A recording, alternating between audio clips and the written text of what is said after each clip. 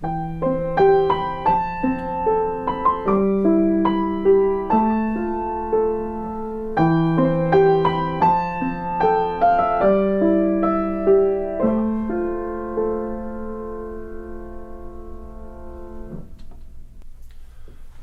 everyone, I'm Chris Tackett, the pianist with the Unitarian Universalist Church of Tucson. Welcome once more to my living room. Stick around after the postlude, and I will tell you a little bit about the music I played this morning.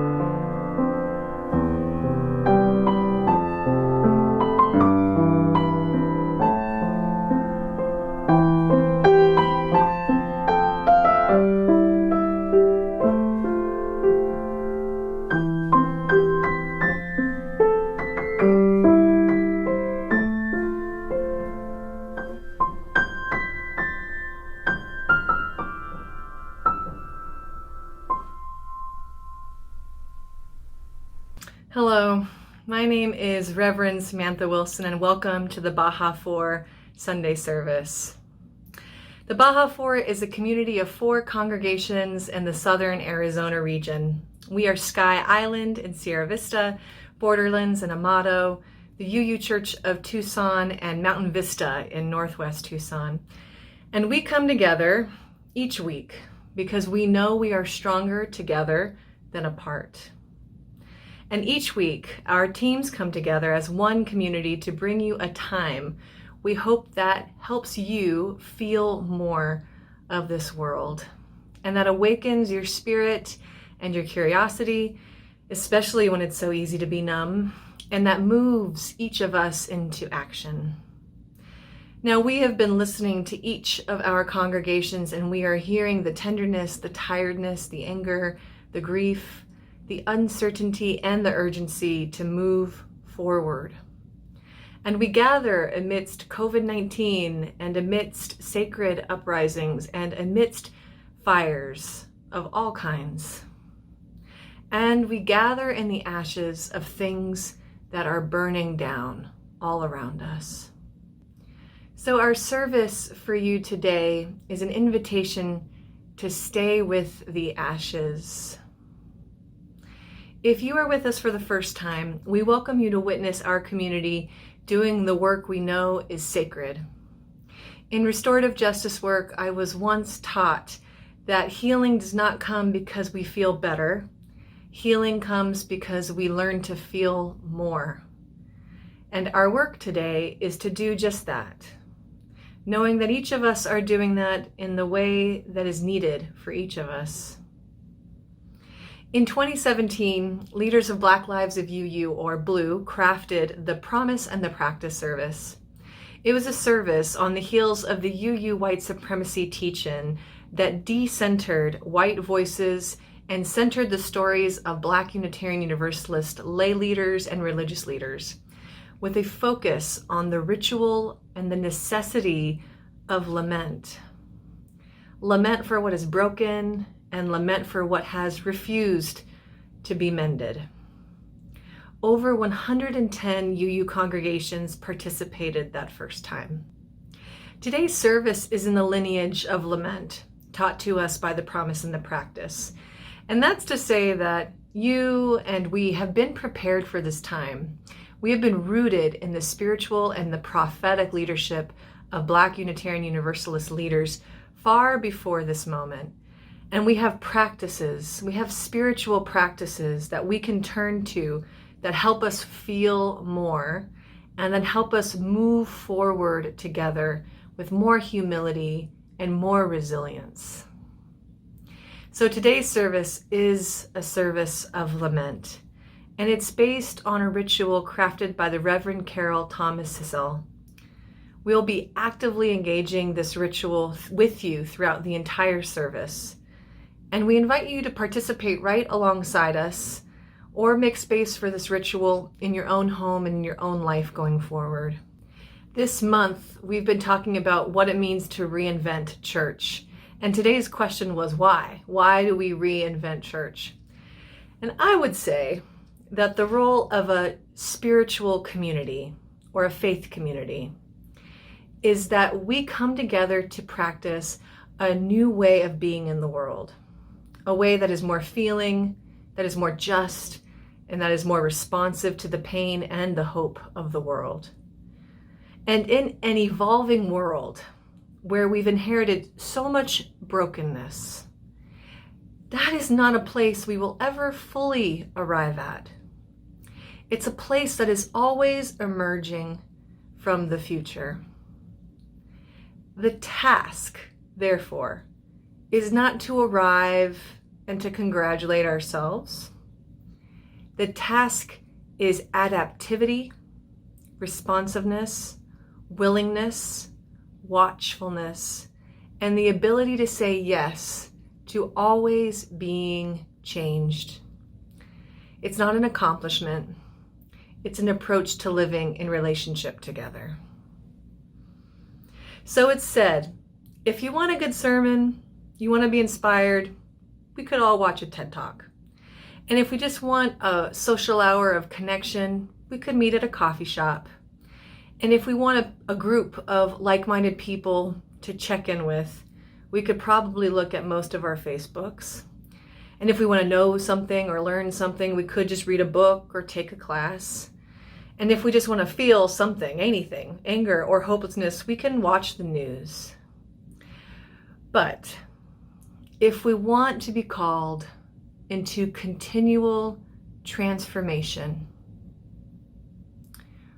we can go to church. So come, let's go to church together.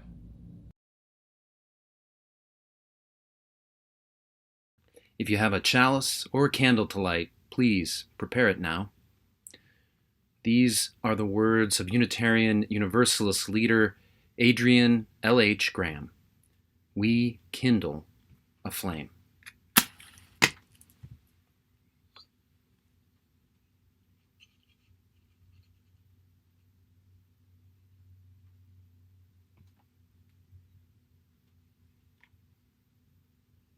We kindle a flame of power, illuminating the holy in each of our faces. We recognize in the flame a passionate commitment to our shared faith.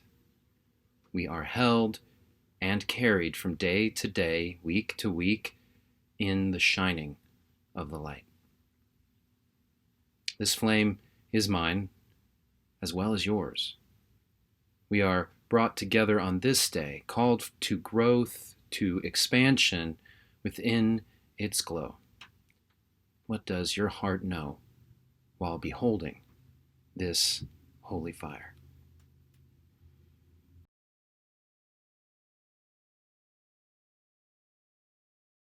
Friends, today I want to tell you a true story. Here's what happened. I was making my coffee, as I always do.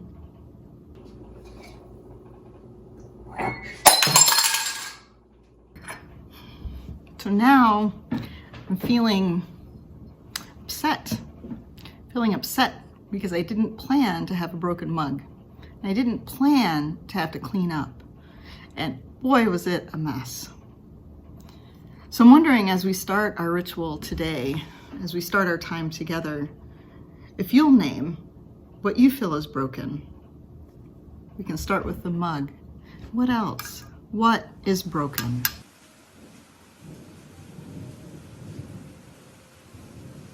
What is broken? I lament what is broken. This water and this salt represent tears. It represents what can no longer be kept in or kept quiet or made nice or made sense of. It's the outpouring of our grief and our rage. I lament something so broken it was never actually together in the first place. I lament hundreds and hundreds and hundreds and hundreds of years of inherited brokenness. I lament broken promises and half-hearted ideals that were said to be universal but never really were.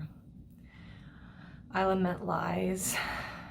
I lament broken psychology, broken science, broken religion, broken government, broken laws. I lament perpetual brokenness. I lament a system that was designed to be perpetually broken.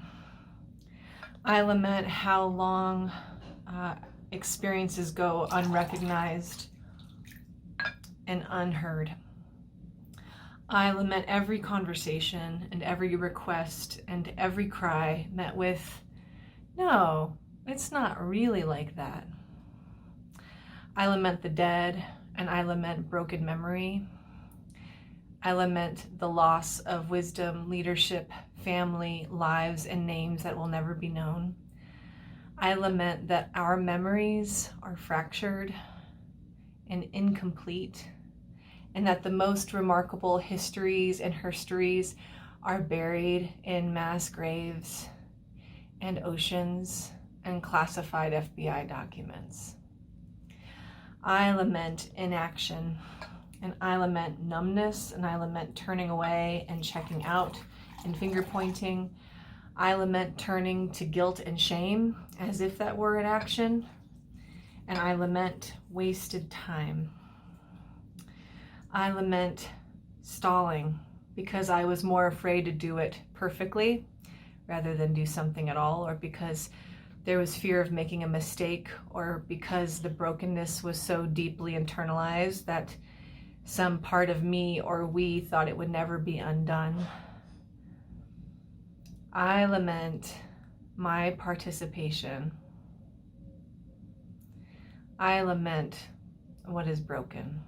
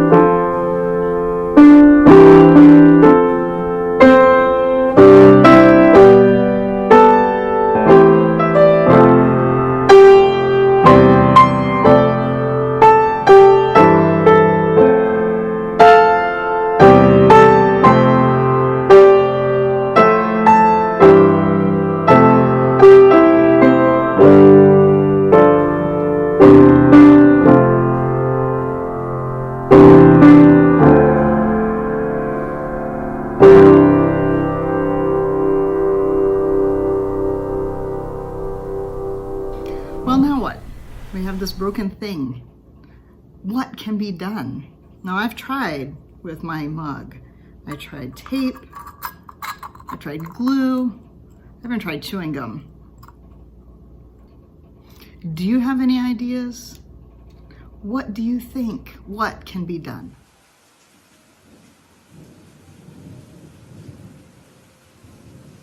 What can be done? The breaks are deep and daunting in this world of ours that is on fire and unfair.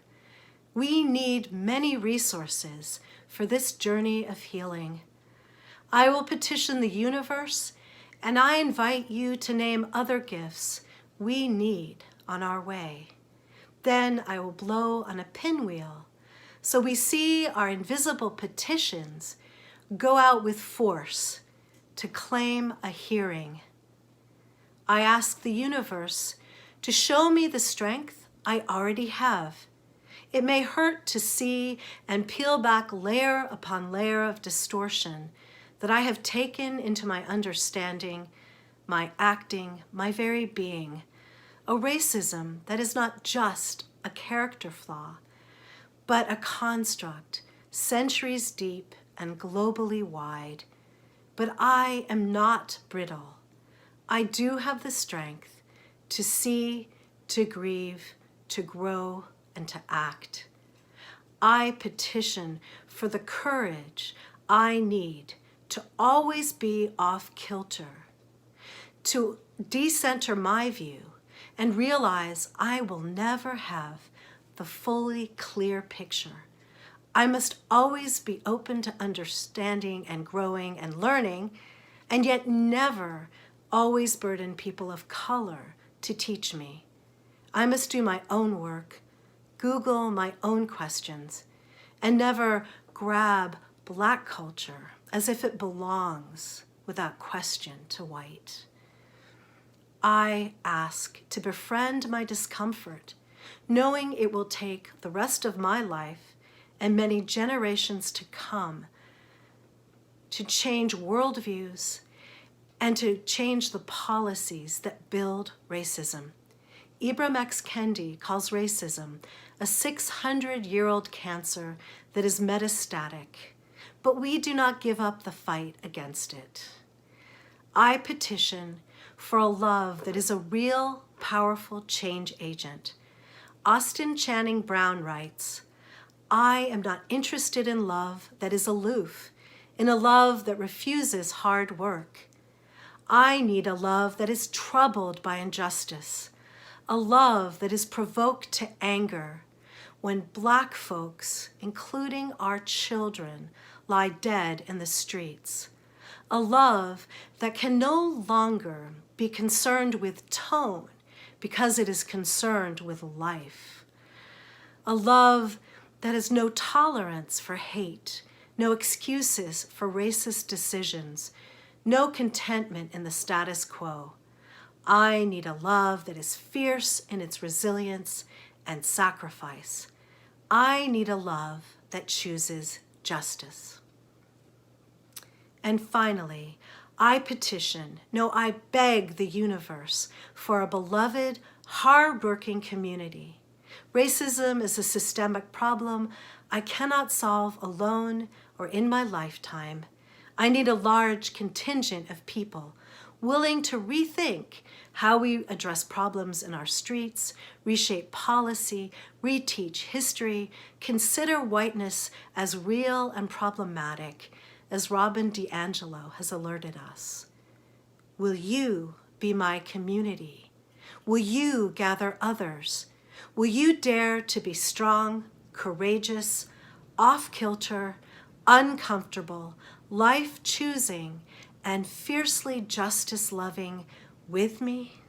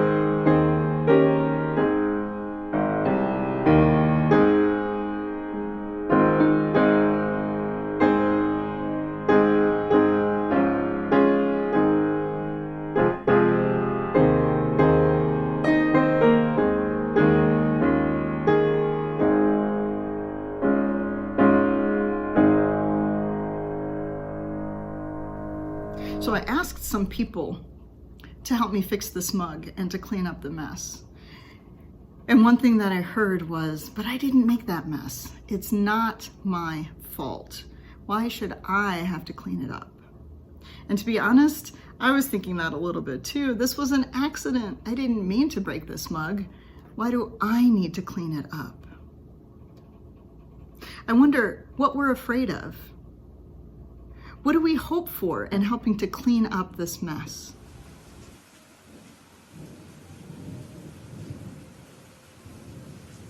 What am I afraid of? What do I hope for? I answer, confessing my fears and confessing my hopes.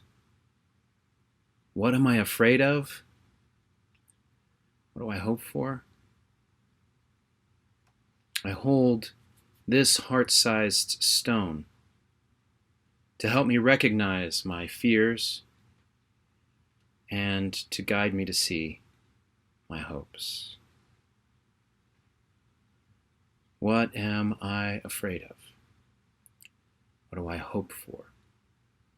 And here I name my fears and hopes aloud and then write them down.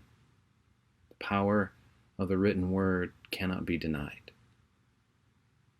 Share with me in confessing hopes and fears.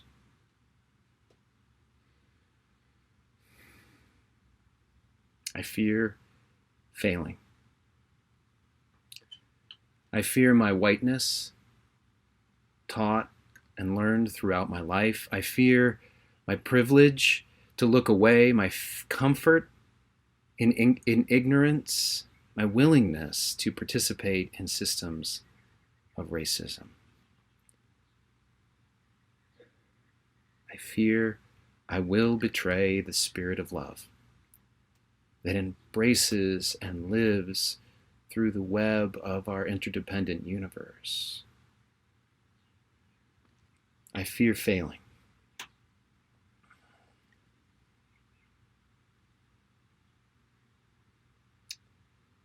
And I hope I will fail. If by failing, each time I fail better. That's something that Cornel West recently taught me. Failing better, it means that I struggle with my whiteness and I learn to trust the spirit of love within me. Failing better means that I witness whiteness through the discomfort and with resistance. I hope I fail better again and again and again and again.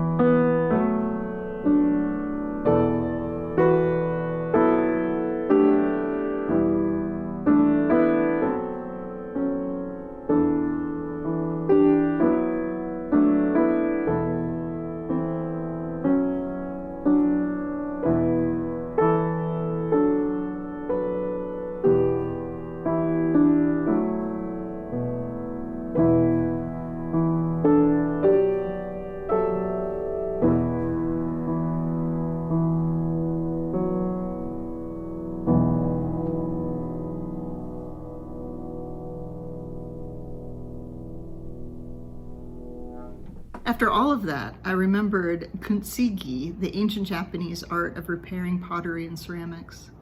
Gold is placed in the cracks where the piece has broken, so that the new thing reminds the user over and over that imperfections are beautiful. The point of kintsugi is not to hide the broken parts, but to remind us to embrace our imperfections. Here's my new mug. I think it broke just perfectly.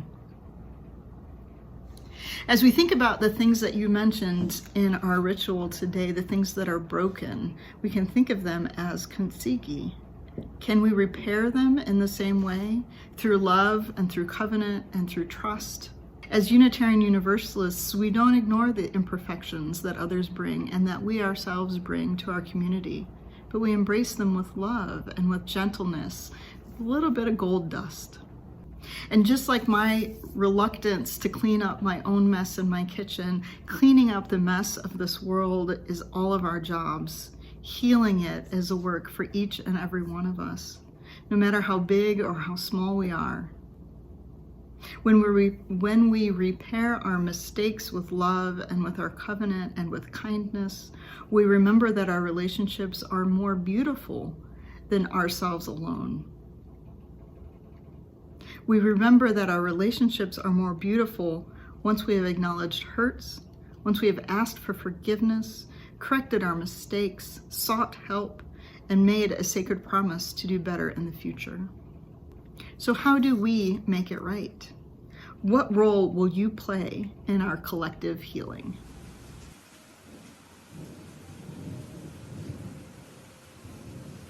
How do we make it right? What is our role in collective healing? Here I set my intentions for the future and my role in our collective healing. We will mix sand together, sand of different colors, brown and black and white, in this bowl.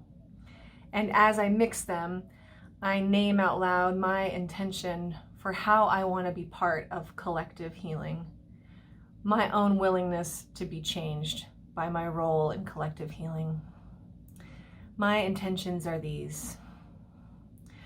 I will practice leaning into our past and our future wholeheartedly. I will remember what is fragmented and what is broken. I will honor it. I will be an unlearner. I will be proactive in uncovering truths and listening to hard truths and new truths. I am willing to be changed. I will practice leaning into a future that is not only one person's creation, but is co-created. I do not need to be in control to trust something. I do not need to be at the center to trust something and know that it is good. I believe in our shared work. I will respect and honor and love the dignity of the people around me, but I will not let my behavior be determined by the parts of me that are most afraid of change. I will lean in and I will practice trusting and listening to the parts of me and the parts of us that are most directly impacted. I will take responsibility for the parts of me that are afraid and scared and hesitant, and I will seek support for those tender parts of me while I continue to lean into the new future with our people. I will be a trustworthy companion for hard journeys. Being trustworthy is more important to me than being perfect. I release innocence, purity, and perfection. Trustworthy will mean that we show up.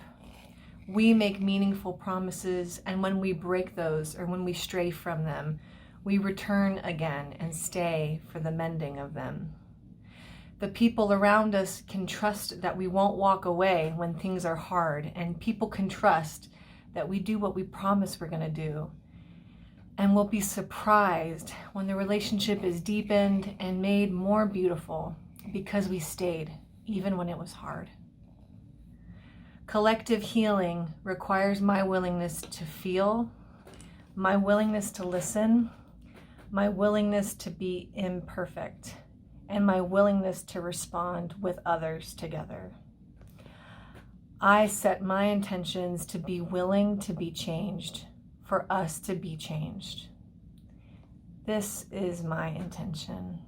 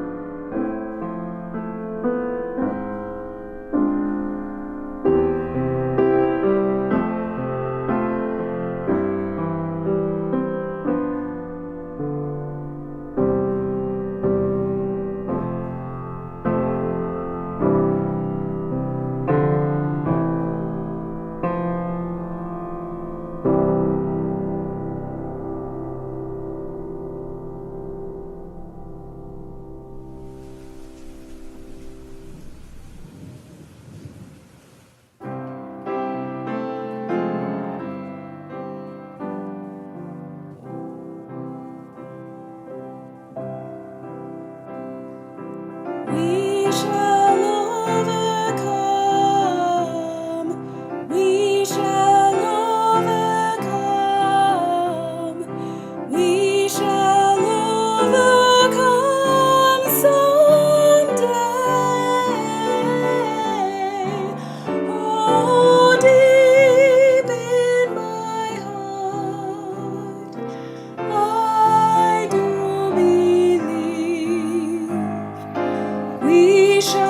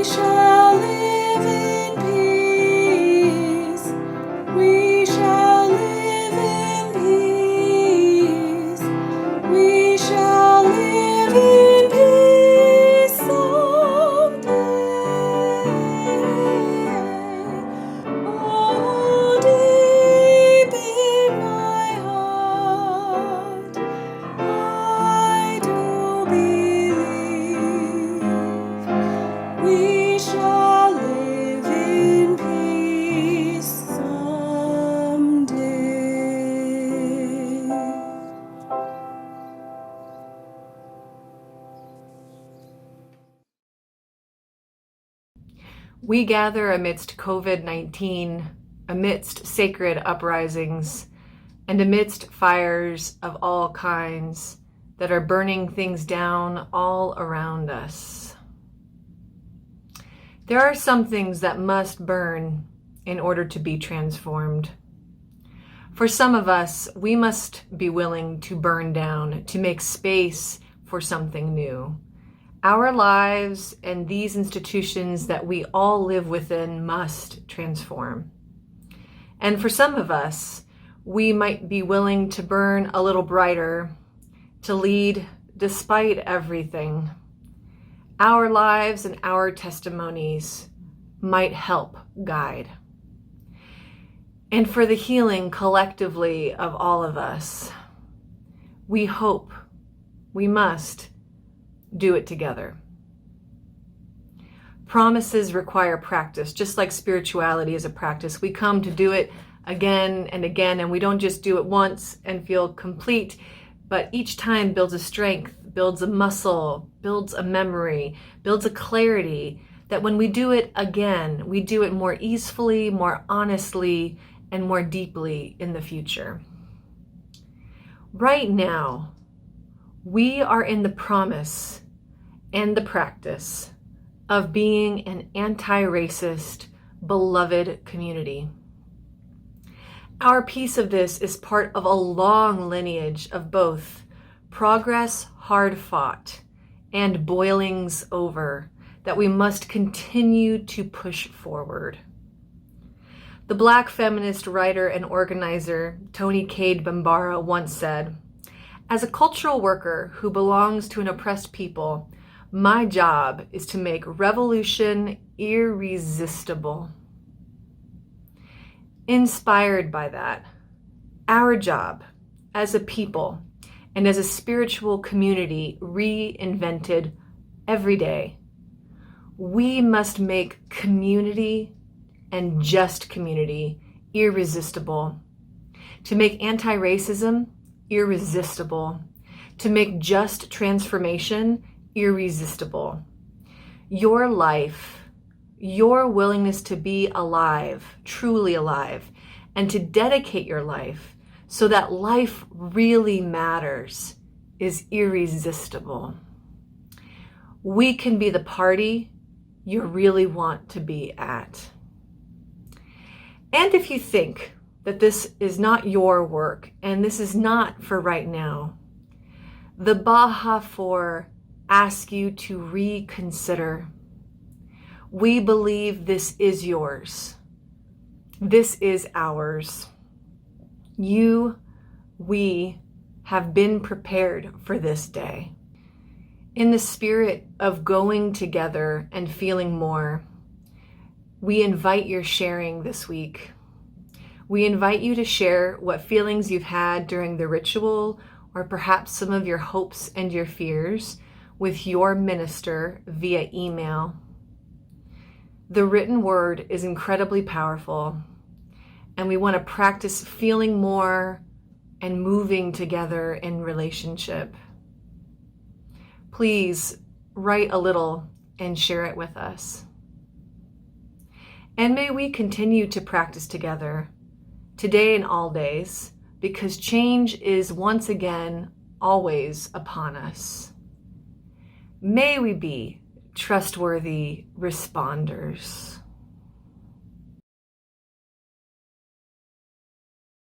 I extinguish this flame with the words by the Reverend Kimberly Quinn Johnson, fitted for this day.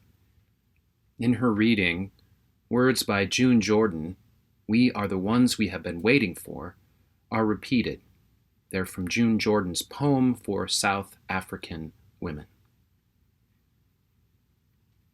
We are the ones we have been waiting for.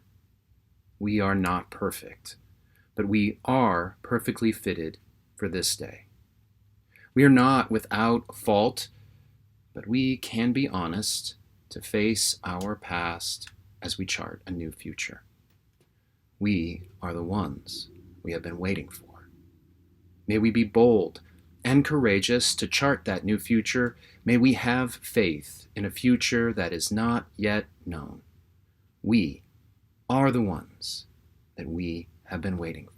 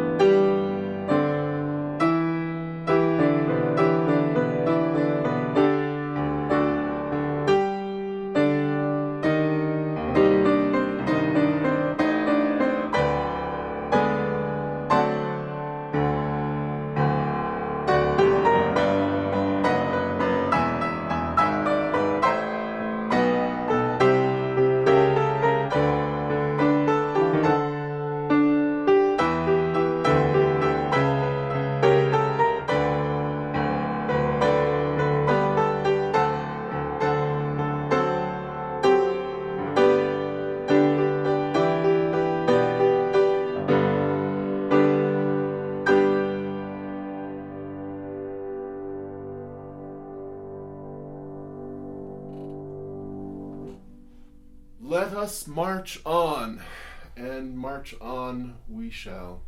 Of course, again, lift every voice and sing the commonly called the African American national anthem, or at least it was, from 1921, James Weldon Johnson and J. Rosamond Johnson.